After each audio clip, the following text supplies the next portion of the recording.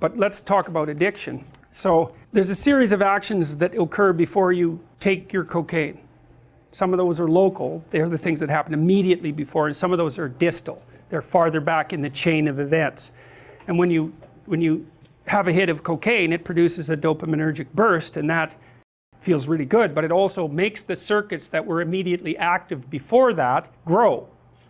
That's what reinforcement is. And then the growth is proportionate, not linearly, but it's proportionate to how long before that event occurred.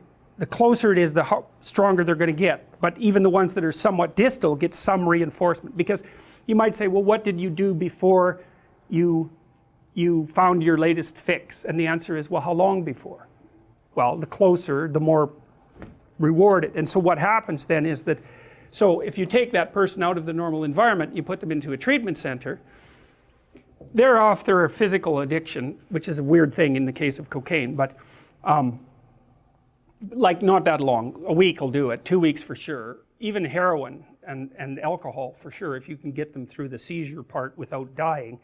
And so they're done. They aren't physiologically dependent anymore. But you let that person go, and the first thing that happens is his old friend, who he's always out doing drugs with, shows up, and bang, he's craving like mad. And that's because that thing in there is not dead at all. And it's activated by the cue, and it's a circuit. It's not. It's a personality. It only wants one thing. It wants cocaine. It's going to suppress any non-related thoughts, and it'll use lies. That's no problem, especially if lies have been reinforced, which they certainly have. Where are you off to, son? You know, you'll have a lie for that, and then 10 minutes later you have your drug, and so that little lie has just grown. Or maybe you think you've tried to quit, you think to hell with it, and every time 10 minutes before you take your drug you think to hell with it, and you do that 1,000 times.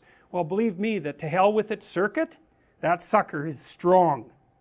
And so it's alive, and it's not like it just disappears. It can't.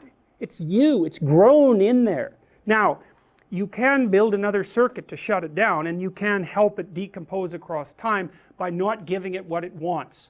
But you're going to have to not give it what it wants in all of the multiple contexts that you've already associated with the drug. Some of you have probably smoked and then tried to quit smoking, and what you'll see is you get a craving when you have a cup of coffee, or when you're finished dinner, or when you're done having a phone call, or when you first get up in the morning, or whenever you've regularly had the drug, whatever you had the drug in relationship to, even complex things like ending a conversation will produce a cued craving. And so then that can extinguish over time if you punish it by either punishing it or not letting it get what it wants. But a lot you have to build another circuit to just shut it down. And then that circuit's kind of fragile, and stress can often disrupt it.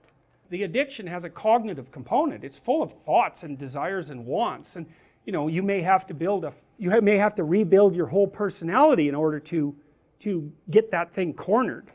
Religious conversion, for example, is a really effective treatment for alcoholism. That's partly why Alcoholics Anonymous works for the people for whom it does work.